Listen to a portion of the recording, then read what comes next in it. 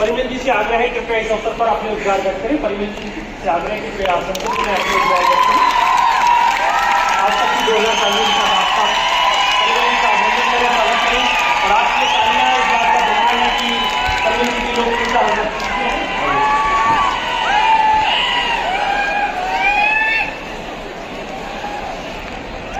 आदरणीय मंत्री जी, सम्मानित मंच और हरियाणा भर से आए हुए युवाओं, मंत्री जी ने अपने उद्गार में कहा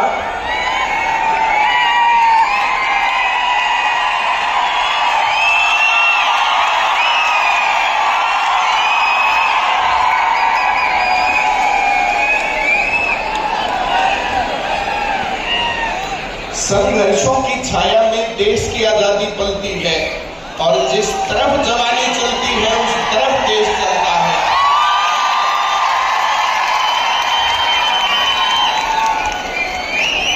इतिहास गवाह रहा है, जिस देश का युवा जिस तरफ चला है वो देश उस तरफ चला है। युवा रक्त की गर्मी से इतिहास का पहिया चलता है।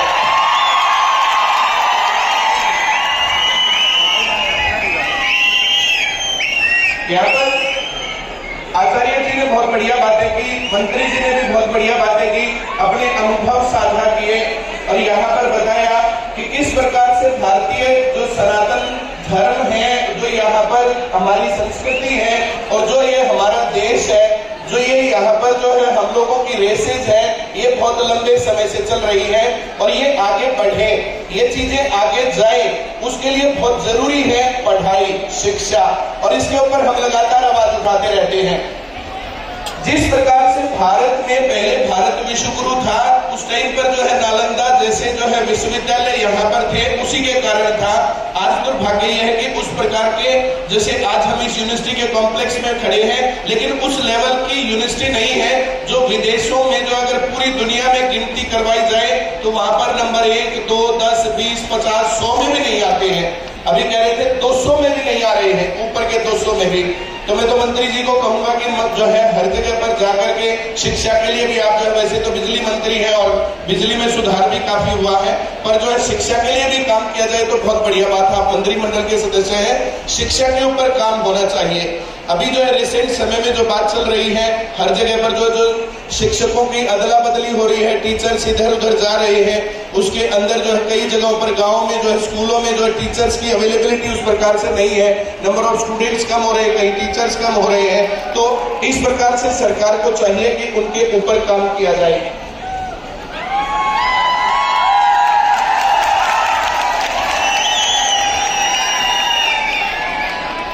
भाई देखो, तुम लोगों के सामने जवानों एक सीधा सा रास्ता है।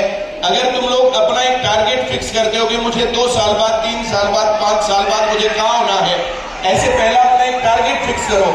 अपना एक टारगेट फिक्स करो कि मुझे इस प्रकार से ये रास्ता तय करना है, वहां पहुंचना है।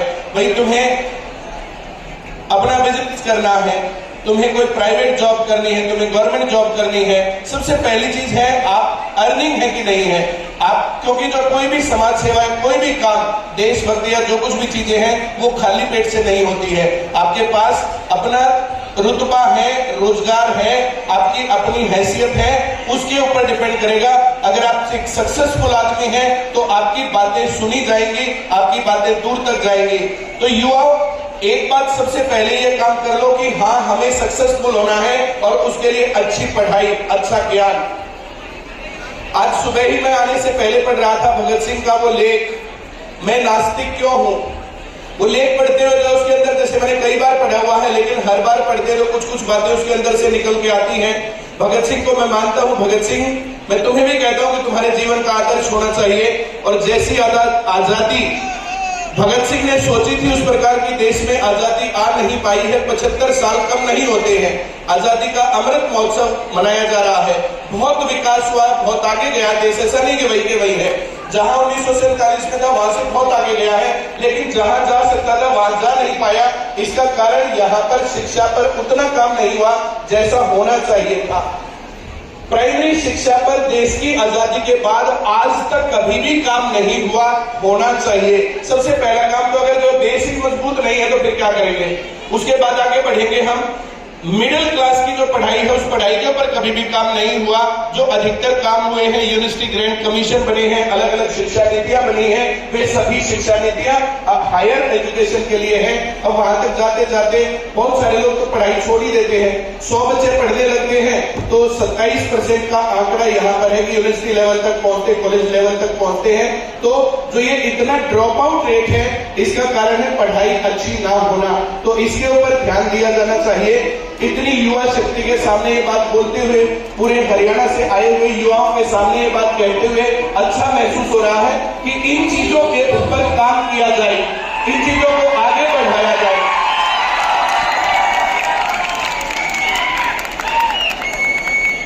अच्छा शरीर चाहिए तो अच्छा खाना खाओ।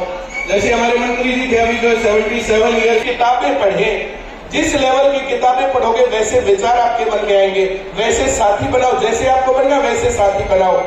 हर एक आदमी को अपना आइडियल बनाना चाहिए। उस आइडियल जैसा बनने के लिए जो जो काम उसने किए वैसे वैसे काम करने चाहिए। ऐसे कैसे एग्जैक्टली दूसरे के जूते अपने पैर में नहीं आते हैं, लेकिन फिर भी फुटप्रिंट्स तो देखने पड़ते हैं, पता चलना चाहिए। जितने लोग यहाँ पर आए हैं, जितने वक्ता यहाँ पर आए हैं, उन लोगों ने अपने टाइम पर अच्छी मेहनत की है, अपने आप को एस्टेब्लिश किया है, अपने आप को आगे बढ़ाया है। इसी कारण से वे लोग इस लायक थे कि उन्होंने यहाँ पर आकर के कुछ बोला। मैं आज इस जो NSO का जो ये प्रोग्राम है, मैं इस पूरी टीम को बहुत धन्यवाद देता हूँ। इस बात के लिए नहीं कि मुझे बुलाया, मुझे बुलाना नहीं बुलाना एक बहुत बड़ी बात नहीं है, लेकिन इतने यूथ को मोबिलाइज किया, इतने युवाओं को इकट्ठा किया, इतने युवाओं को देश के बारे में सोचने के लिए प्रेरित किया।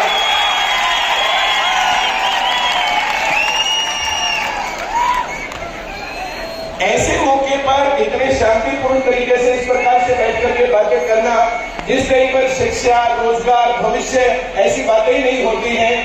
और NSO के जो भी फाउंडर है, जिन्होंने बताया कि 2 साल पहले हर शहर में जुड़ेगी और आप एक देश के लिए मिसाल कायम। आप लोगों को पढ़ना चाहिए भगत सिंह, आपको पढ़ना चाहिए इतिहास, आपको पढ़नी चाहिए राजनीति, आपको पढ़ना चाहिए अर्थशास्त्र। 3 चीजें तो आप चाहे जो भी पढ़ते हो, आपको डॉक्टर बनना है तब भी, इंजीनियर बनना है तब भी, आपको समाज सेवक बनना है तब भी इतिहास पढ़ना चाहिए। इतिहास से पता चल रहा आज हम यहाँ क्यों हैं, और पॉलिटिक्स और अर्थशास्त्र से फिर हम अपने भविष्य से रिलेटेड नीतियां बना सकते हैं। और आपका जो है विजन सही है कि नहीं है, आपका सही है, ये इतिहास में अलग अलग लोगों के अनुभवों से लिखा हुआ साहित्य पढ़ेंगे, आपको जनमानस समझने का तरीका आएगा, जनमानस को देखने का तरीका आएगा। मैं अपनी बात को बहुत ज्यादा लंबी नहीं खींचता, इतनी ही बात बहुत है। बहुत बार YouTube पर, Facebook पर हम लोग बोलते रहते हैं, आप लोग वहां पर फॉलो कर सकते हैं ICS कोचिंग सेंटर को, और आप एक रास्ता ले सकते हैं। हम कोशिश करते हैं कि पूरे भारत भर के युवाओं के सामने एक रास्ता बनाएं कि किस प्रकार से देश के युवाओं को पढ़ना चाहिए, अपने अधिकारों के लिए जागरूक होना चाहिए, अपने हकों के लिए लड़ना चाहिए। इंकलाब जिंदाबाद, जोश का मन थोड़ा सा और लगाओ, इंकलाब जिंदाबाद।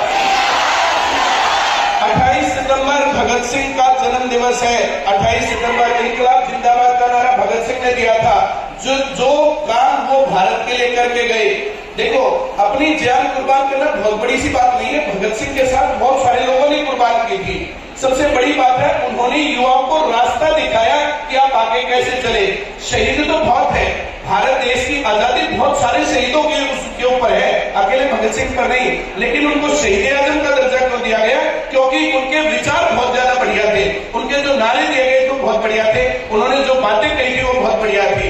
उन्होंने कहा था कि अगर देश इसी रास्ते पर आगे चल के आजाद होता है तो देश के युवाओं को कुछ नहीं मिलेगा। उन्हें अपने अधिकार और अपने हक लेने के लिए फिर से संघर्ष का रास्ता अपनाना पड़ेगा। इसलिए भगत सिंह को शहीद आजम भगत सिंह कहा जाता है। उन शहीद आजम भगत सिंह के जन्म मंथ के अंदर, अब जो है 28 तारीख को तो पता नहीं हम लोग असेंबल होंगे कि नहीं होंगे, उस नारे को एक बार फिर से पूरे जोश के साथ, इंकलाब जिंदाबाद। Thank you sir, thank you. बहुत बहुत धन्यवाद।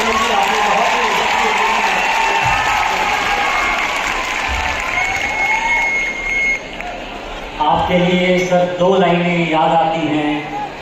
खुशी के फूल उन्हीं के दिलों में खिलते हैं जो आदमी की तरह आदमी से मिलते हैं, जो आदमी की तरह आदमी से मिलते हैं। ये बड़े सौभाग्य और गौरव की बात है कि एनएसओ के साथ आज भाई कन्हैया आश्रम जी से आए महिला जी।